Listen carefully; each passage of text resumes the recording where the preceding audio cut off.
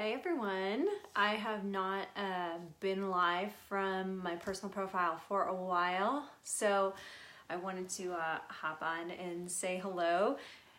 Yeah, I'm having some wine time. Hey Joanna, hey Natalie. I haven't been live from my personal profile in a while, and I just was getting the nudge to go live. Hi, yeah, so I'm saying hello to them again because they were just in the Think and Grow Rich Book Club ISC membership. Thank you. I feel refreshed today. Yeah. So I haven't gone live from my personal profile in a while because I've been kind of holding back on some things. I had another coming out of the closet. I feel like we're always coming out of some closet. Can I get an amen? Like, we're constantly like coming out of new closets. Like, we're just like, surprise, I have this new belief system. Surprise, I've been hiding my gifts. Surprise. You know what I mean? I have a new business. Like, you know what I mean? I feel like people are like, it's just, life's just like a constant, like, am I in the closet or am I out of the closet? I don't know. You know, I'm having wine time, just so you guys know. That might be the extra glow going on. So, I haven't gone live on here in a while because I was doing some reconciling and some peeling back. So I've had this theme going on of just like Jediing myself. I've been my own inner my yogi. You know what I mean? Like, I've just been really like trying to stay zen, but in the middle of that, you know, when you're trying to stay zen and you're trying to maintain peace in times of transition or transformation, whatever you want to call it, what sometimes happens is, for me, is I'll download these like affirmations and these mantras and they come out sounding like Yoda. Be patient, you must. You know, be loving, you must. Be kind, you will. You know what I mean? So that was happening, that's been happening a lot lately. And I'm just like, you know, fuck this shit. Fuck this shit, you will not. So I wanted to come and just like do a little bit of a live stream because a lot of people have, yeah, I'll be like mid-meditation and I like start laughing and I'm like, well, I guess this is what the meditation is today.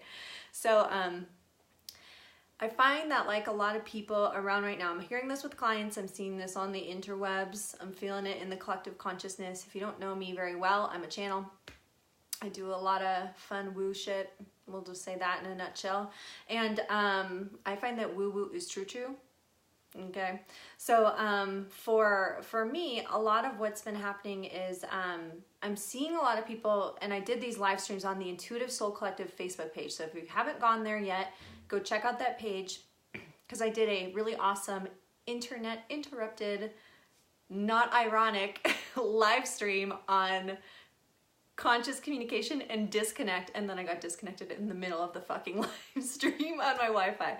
So go and check that out because there has been a large theme of feeling disconnected, of feeling chaos over the last couple of days. Like I said, normally I have my Yoda-ishness going on.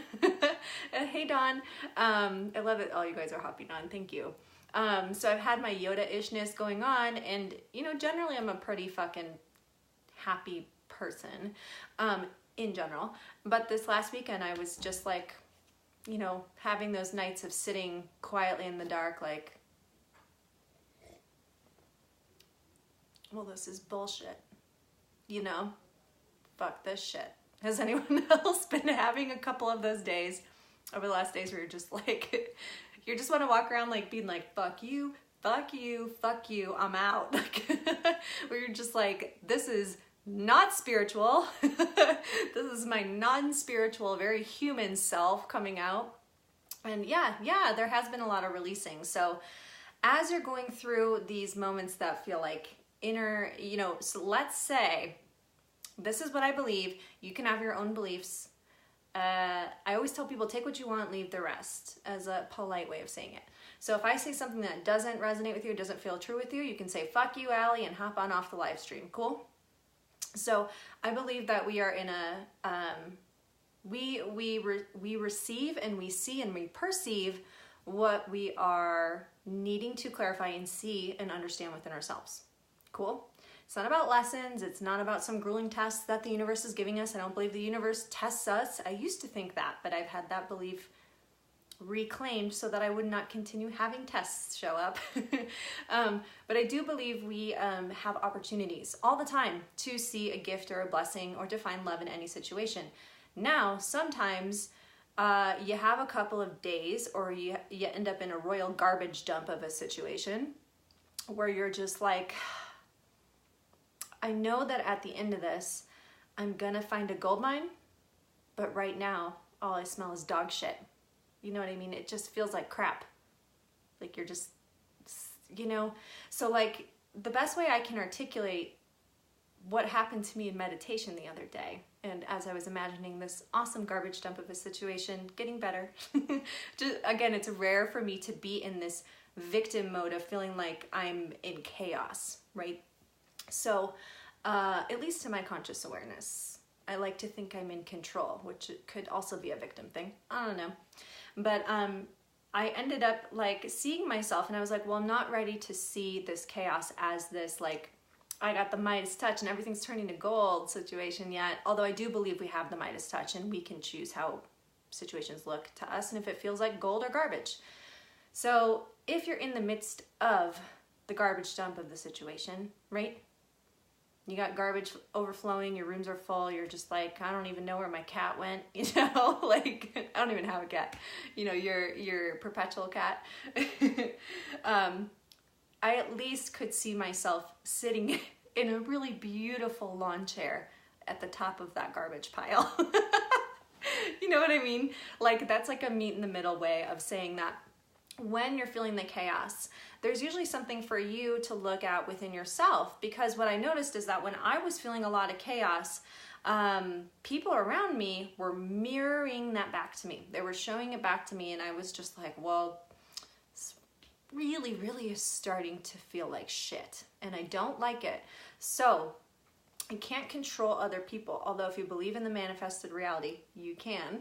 I can't control others outside of me because let's work with the perception that we are in, right? Let's work with the separated perception that we have. Now, I believe in oneness, but I also believe that I came here for a human experience in which I am experiencing separation, which brings you the beauty of relationship. You can't have relationship if you're not in a reality where there's nothing outside of you, right? So in relationship, meaning relationship to this romantic partner, let's say you have many lovers in the nighttime. Romantic partner A, lover in the nighttime B, which is not me. I'm like, can I get a hell yeah? Because that would be great. But then maybe you got your kid, and then maybe you got your relationship to your work, and then you've got your relationship to clients, or you got your relationship to that book you're writing just for fun, you know? Or you got that relationship to that desk sitting in your office, or the air that you're breathing, or the way you've got relationship to certain situations that are going on in life, right? So it's our decision whether or not we are seeing chaos around us, right? And that is a deep-seated, oh fuck, I feel disconnected from myself, I feel out of control, this feels unsafe, which you know, like your fearful state is going to tell you that. And I was feeling that all weekend, and I was like, you know, like I said, sitting in the dark, just like, so this is it today. This is where I am. You know what I mean? Where you're just like, I'm just gonna drink my wine in the dark and and call the bullshit that I am sitting in, that I'm allowing myself to sit in. And I think that's part of what, you know, I talk to a lot of my clients and a lot of people in my private communities. So if you're not in them, it's the Intuitive Soul Collective Facebook page and the Intentional and Intuitive Entrepreneur Tribe, okay? It's a Facebook group, it's private. I do a lot of channelings and fun stuff in there. So I talk a lot about grace, and grace to me means loving non-attachment. It's basically unconditional love, right? And to have unconditional love, you have to have no conditions, which is pretty damn near impossible as a human. We tend to be raised to have expectations, and we see those expectations being placed upon us and we learn to live with them because our consciousness is in the belief system, and so it co-creates that belief system that we must have conditions and rules and expectations around everything.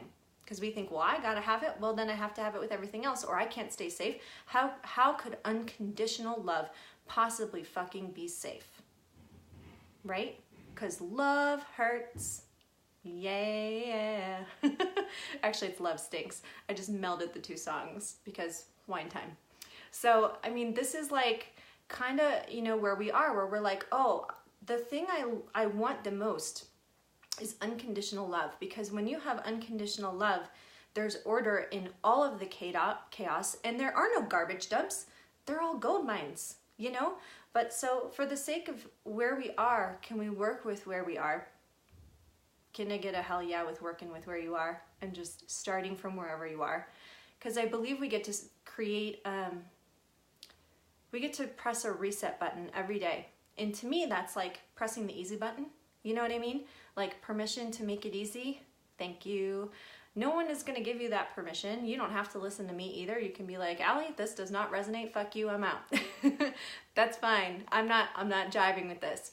But if you're liking it, then I want you to give yourself permission in any moment to choose, am I choosing to create clarity and to give myself grace, give myself unconditional love? If you can't give it to anyone else, if you think you fucked up royally, if you think, wow, I've created this garbage dump of a situation, I don't know how to get out, the least you can do is say, I am going to give myself some grace.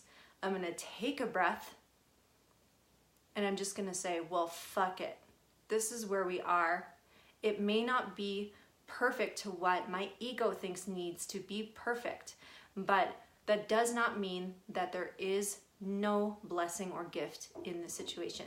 The second you decide to let yourself have the feeling of, well, this fucking sucks, you are essentially giving yourself grace. A lot of people, you know, look at this desire to shift out of fear, to shift out of lack or chaos or whatever negative emotion you want to believe. Every negative emotion carries love in it. That's what I believe. So a lot of people think that giving yourself permission to, you know, shift out of it faster is spiritually bypassing. But I'm like, you know, can we look at this another way? Like, can we just entertain another possibility? You don't have to believe it. You can entertain it though. What if you saying, well, I feel like shit is actually square one, right? Until you stop feeling like shit. So sometimes, and I'll be honest, I don't feel like garbage that often, but I used to have insane anxiety disorder, like the worst social anxiety. Getting on a live stream with like this and having no one show up, like if I had like one person show up, I would have had a heart attack. I would have started sweating and crying and been in anxiety all day. And this past weekend, I had some little inklings of that tunnel vision coming back where I was like, I can't get myself out of this thought process. What the fuck is going on? I'm meditating, I'm going outside, I'm doing my stuff. The chaos that was happening around me seemed too big until I decided to say to myself, how do I feel? Anxious. How does that feel? Like garbage. It feels bad. Do I like this? Am I enjoying this? Is this the experience of life I want to have? Fuck no, it's not. Is it happening outside of me? Maybe to a degree, but is it affecting it? Is it all affecting me more than I have to allow it to do so? Fuck yeah, it is. But that is not because it's your fault and how dare you and fuck you, man. It's because I'm allowing this to interrupt my eternal peace. I'm allowing this situation to make meaning. I'm giving it meaning, right? I'm attaching to it. You know what I mean? And I'm holding it and I'm carrying it and I'm embodying it and I'm thinking, I gotta fix this, I gotta fix this, I gotta fix this external situation. And you know what I kept hearing over and over? Allie, clean up your own mess. And all that means is be compassionate with yourself, be loving with yourself. Tell yourself, if you can't, you know, do anything else and you still think, oh man, I made a mistake, or I really created some shit, or I don't know how to fix this situation that's going on outside of me, all you can do is is adjust your perception and how you treat yourself in the midst of it, right? So you become the calm in the storm until you realize that your calm creates more calm, and that the storm is actually not a storm, it's a beautiful event that's meant to put beautiful order into the world around you. It was here to show you how your internal state is affecting world outside of you. Because we do affect each other. We do. For the sake of believing in separation, we affect each other. If you understand or believe that we're all collective consciousness, of course we fucking we're always going to affect each other. So we're always going to affect each other. Everyone is going to affect each other. Even people across the world can affect each other, right? Because what you choose and the way that you choose to treat yourself and the things that you believe about yourself actually do affect people around you. They cause you, at the very least, to take actions that affect people around you, whether negatively or positively. You don't get to control always how those people react to it, but you do get to control what actions am I taking out of my state of calm or clarity or chaos. You know what I'm saying? Yeah, so loving yourself through it, at the very least, allows you to come back, for lack of a better way of saying it, to center, so that when you go about operating in the world, you are not operating in a way of just going around creating more chaos, right? It's kind of like the toddler that's throwing a tantrum. I have a 4-year-old. As a parent, I can say that with Finn in particular, I don't know if all parenting is the same. I'm not going to pretend to know. But with Finn, I've noticed that when I respond to him in a chaotic manner, if he's throwing a tantrum and he's frustrated and he wants something and he's not getting it, or he's so frustrated that he can't articulate what he wants, I've noticed that when I respond to him and I'm frustrated, he only gets more frustrated, right? But if I come up to him and I sit down with him and I'm like, oh man, I see you're frustrated, right? And he's like, yes, I'm frustrated, sad. He'll say, sad, I'm sad. Then mom gives him a hug and we start talking about, why are you sad? What do you need? And he cries for a minute, or he gets frustrated for a minute, and you can feel his body literally go from that anger to just release. And we just sit for a minute, and then he moves through it. So a lot of the time when we tell ourselves it's not okay to have chaos, it's not okay to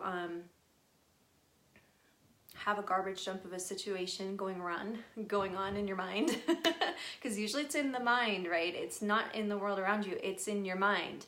It's how you're perceiving the world around you. You could see beauty in the mess, but a lot of times we don't, because we're seeing a mess inside of ourselves. So if you're sitting there like, well, I'm going to take myself in as if I'm a child, and I'm going to say, hey kiddo, what's going on here? You can literally talk to that part of you, that aspect of you that's like, well, I'm fucking pissed off and I want to sit in the dark and have a glass of wine. That okay with you, mom? You know what I mean? Because last night, sometimes you have to ask yourself what you need. And a lot of the time, sitting in the dark and like having a glass of wine or like, numbing, medicating, it really depends on where the intention's coming from. So I'd say, like with having a glass of wine, I'm just like, I'm not going to judge myself. So I'm not judging you guys if you have different things you need to do, because anything can be a medication. I used to over-exercise like crazy. It was an addiction. I literally was so afraid of feeling my own feelings, I would exercise for hours a day. I'm not kidding. So what I'm saying at the end of the day is that there can be clarity in these moments of chaos if you're willing to sit down and talk to yourself and just say, I see you and I hear you. And so let's try to understand what's happening emotionally and mentally right now, right? Like what actually are you upset about? And sometimes it is okay to say, I don't fucking know. Everything, life. You know what I mean? If that's where you have to start from, then that's where you start. However, I do not believe that we do not know.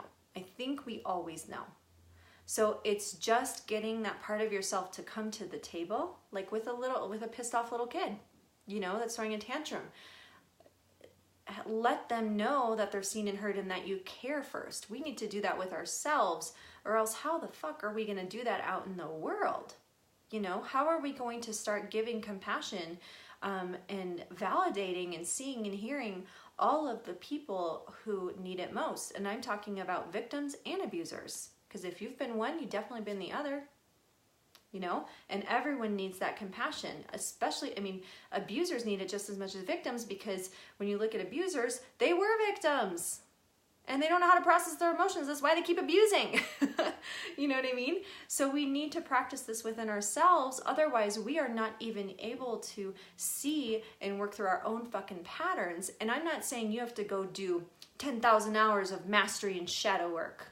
There's no reason to hit yourself with the hammer that many times. No reason. You can stop at any time, right? And there's even this thing from, I think it was from Grey's Anatomy, where she says, why do I keep hitting myself with a hammer? Because it's going to feel so good when I stop. But it's like the anticipation of the stopping. So you can actually move through these seemingly chaotic and upsetting, or whatever they are, feeling disconnected and feeling torn down or broken situations where you're like, I don't know why I feel like I just got hit by a truck this weekend. A lot of people were saying it was showing up in their physical bodies. If it's showing up in your physical body, it was showing up spiritually, mentally, emotionally way before this. If you think about it in linear time, it was showing up way beforehand and not being addressed, which is why it's showing up physically. Right? Like it's like an after effect of it. In nonlinear time, which is how it actually is, it's all just like, you know. But for the sake of being where we are, we need to start to understand how to mentally and emotionally nurture ourselves. And if that takes sitting back and saying, I need to go for a walk and process my own bullshit for a little while. I need to go talk to myself for a little while. I need to sit down and meditate. I need to go and hang out with some friends and talk with some friends. I need to call my therapist. I need to go write a blog post. I need to go journal. You know, there are a million different ways to go process emotions. Some people do question and answer prompts for themselves in their minds. Some people talk to spirit guides. Some people talk to God. Some people pray. Some people write books. There's really no wrong way, you know. But if you invite that part of yourself to the table and you start to let it feel seen and heard, and you begin to create clarity, at least in the chaos, then you can at least start to sort out that garbage. You know what I mean? And you realize all the beauty that actually went in there. It's not that it's not beautiful. It's not that there's no gold in it. It's not that there's nothing beautiful there. It's just that we weren't able to see it because you're sitting in this like lens of perspective that is like this, you know, like you literally got the blinders on and you can't see the 360-degree view of yourself, how you're co-creating and lending energy to this situation, or how this situation does not have to continue the way that it is. But it often takes us saying, well, I'm at home in myself. I need to remember my home base within me and come back to that trust, come back to that center, come back to that self-love. If that's too fluffy for you, you could say, well, at least I like myself and I accept myself. So that's a good general place to start. I trust myself. And a lot of people can't say that they trust themselves. That's what we talk about in the Infinitely Wise Woman and Men program, because it's very much an experience in learning how to trust yourself in any given goddamn situation. Because every situation is a gift and a blessing. But if we're not being kind to ourselves and we're not saying I trust myself enough to at least allow myself some emotional honesty, then we're never going to get to that place where we're willing to see all of the beauty in the world around us. And the world around us will not change if we're not changing our internal states. I've always been told and I've always believed that service to self and service to other are equal. And so when we do this, it's not selfish to take time to step away. So like when I came up here tonight, I was like, I need to go upstairs for a little bit and I need to live process what's going on with me on the live stream. I don't know why. I know someone's going to get something out of it. And if it's only me that gets something out of it, cool. Because service to self is always service to other, because we're all connected. We're like this. You know what I mean? Like we're all part of the same conglomerate. We're part of the same source. However you want to say it, we're all connected energetically. That's science. We're all the same energy. So at least we can agree on that. So we do affect each other. We affect each other in a million different ways. So if anything, you cleaning up your stuff, not cleaning it up as in, oh shit, I'm affecting everyone and going into fear mode and oh shit, I gotta correct myself, or someone's gonna come and smack me with the ruler, or God's gonna punish me or whatever. God doesn't punish people, come on. But like in essence, it's really about, well, no, because I fucking like myself and I want to have a happy life and I would like to reside in the eternal state of happiness, which I know I always exist in, but I've just forgotten temporarily. I would like to get back to that because when I'm in that, I see that mirrored in the world around me. And if you have a child like I do, you probably notice you and your kids mirror each other a lot. And it's not just because what you say affects them, it's because your feeling states, your energy actually affects them and they affect you. So you can always serve others by serving the self. You can create clarity out of what seems to be chaos at any given point in time. And it's not selfish. It is actually service. Yay! Okay, I'm getting off the soapbox for a little bit. Questions? Conundrums? Does anyone have a conundrum? Or an epiphany they'd like to share? Or is anyone like, fuck you, Allie? Because I'm okay with that too. Abuser needs us to be a victim for them to have power. And abusers are also victims. And victims are also always abusers. If not externally, internally. Every person I've ever talked to who has been externally victimized by someone else, myself included, has talked about how they speak to themselves internally, and they're their own abusers. And people that I've spoken to who have been abusers, the way that they talk to themselves is like, holy shit. They feel so shameful. There's so much victimization. There's shame and there's blame and there's anger. And we're not gonna, heal anything or anyone if we're not able to have compassion within ourselves. For sure. It happens when your kid's older too. I will have that to look forward to. I have a little boy, if you guys, for anyone on here who doesn't know that, I have a little boy. Yes, everyone wants to be seen and heard. And the funny thing is, when we're saying, I need to be seen and heard, I need you to see and hear me, I need you to see and hear me. And I was catching myself in this morning, like, oh, I feel so frustrated. Well, Allison, are you seeing and hearing yourself? Are you giving yourself a seat at the table? What part of me am I not seeing and hearing? Because you can bet your ass, if other people are showing you that they don't see you and hear you, it's because you're not listening to yourself. And I do believe that.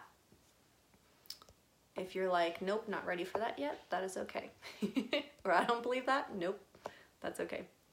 It's a humbling gin and tonic. I actually had I love gin and tonic with cucumber. I went through a major phase with those right after I graduated college, just a couple years back. I'm in my 30s now, for those of you who don't know. Compassion and oneness. Yay! Yeah, he's getting an important skill, and his school is actually really great about, he goes to, it's a Reggio-based school, if you've heard of Reggio Emilia. So there's Reggio-based education. They need to make it past like pre-K. But it's really, really great. So what it does a lot of emotional, helping kids understand themselves emotionally. But in order to do that, so you know how a lot of education system is top down, right? The teacher, the principals, they're all authority figures, and the students down here and the teachers are up here teaching down, right? So in Finn's educational system in his school, the parent and the child and the teacher are circular. They're in a circular structure. There's no hierarchy.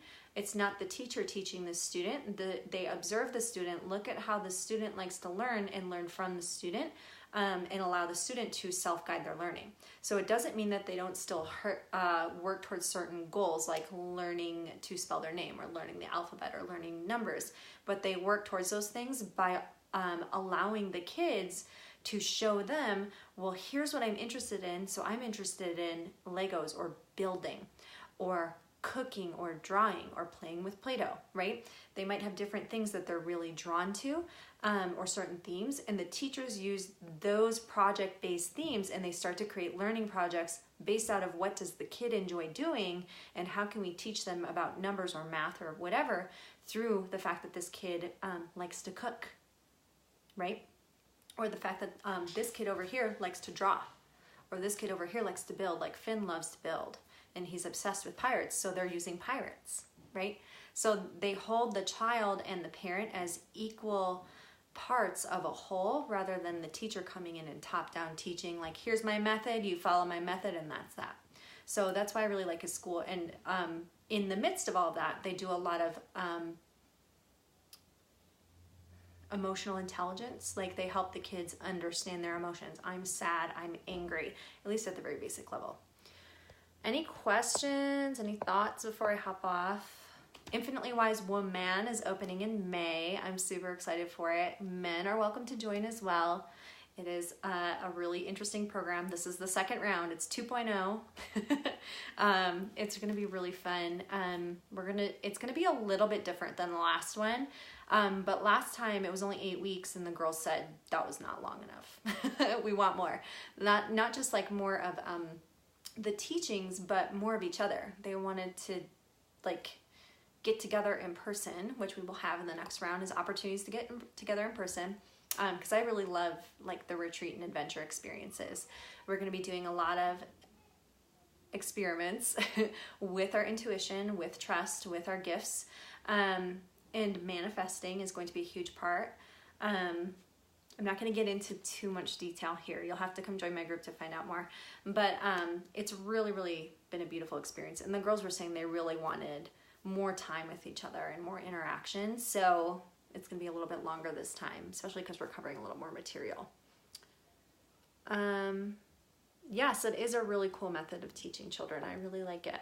I really enjoy it. I have a friend who mentioned it to me when I was in college, and I'm so glad she did, because then something about it just resonated with me, right? The idea that my son would learn to trust himself and he would see himself as an equal part in his learning experiment rather than looking up to someone constantly telling him, well, how to do it. He's learning how to trust himself from a young age, right? So that's what I wanted for him. So I'm so grateful that she opened me up to that when I was younger, before I was even thinking about having children, you know? All right, I don't see any more comments, so I'm gonna hop off. If you guys come and watch the replay and you have thoughts, comments, whatever, let me know, and I will talk to you guys later. Bye.